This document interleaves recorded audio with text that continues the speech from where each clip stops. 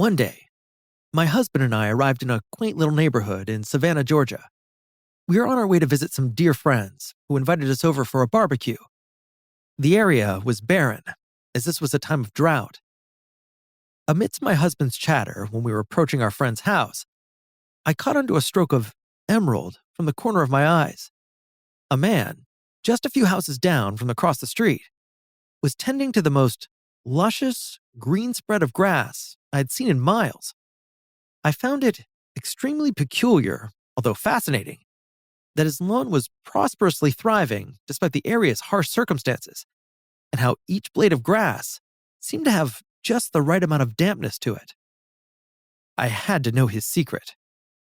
I left my husband, telling him that I would take a little detour out front and find out how the man got his grass to be so green, to which he knowingly looked at me with amusement. I hurriedly crossed over and approached the man who was still tending to his lawn. He struck me as a quiet fellow who had a patient and caring side towards the things he loved. I did not hesitate to compliment him on how beautiful the grass on this side of the road looked, and wasted no time telling him how refreshed and bright this scene made me feel on the inside. It was literally the greenest grass I had seen in my entire life. I was thrilled that I convinced him to show me how he did it. The man nodded and gestured for me to come closer before telling me in a soothing, low-country accent that was the same stuff that blew up the buildings in Oklahoma. Ammonium nitrate. He explained that the little beads he was applying were a chemical compound that could slowly supply the plants with nitrogen, an element extremely important for vegetation.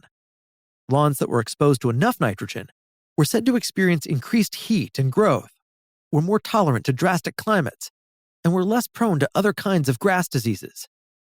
This was most useful to him during times when water was scarce, because the beads would release liquid upon contact with air. He warned me that applying the right amount of ammonium nitrate was essential to ample plant growth, as well as managing treatment at the correct intervals was necessary to keep the plants healthy. Otherwise, I would be risking the experience of having burnt grass. He explicitly told me not to use a spreader because of how clumped up the beads would be, which I agreed to. He handed me a bucket full of beads, to which I helped myself to a handful and initially threw them onto the ground. He quickly grabbed me by the arm and reprimanded me for my recklessness, to which I honestly feel a little embarrassed about until this day. He then began to deliberately guide me through the process. He arched his arm, graceful and delicate, before tenderly scattering each bead with care. I followed his lead, finally earning me his approval. I left him feeling not just victorious about this new gardening technique I discovered, but also by engaging with somebody so passionate about his craft. There was something about the connection he had with the scene around him that made him almost transparent, and that made the meeting far from awkward.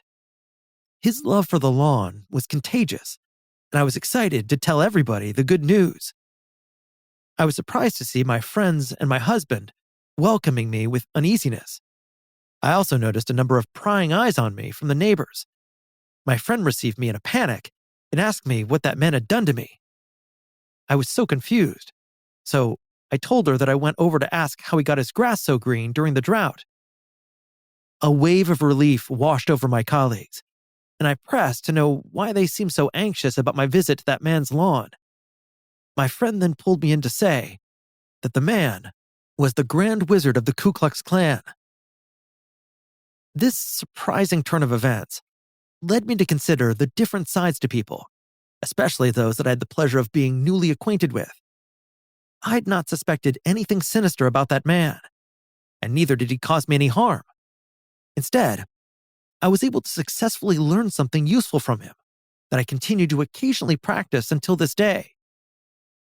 Judging people by their appearances entails rating their status according only to what we see. As deliberated earlier on in this book, our physical senses, sight in particular, allows us to see life only on its surface level, and may also grant us the disadvantage of missing out on the hidden values to things.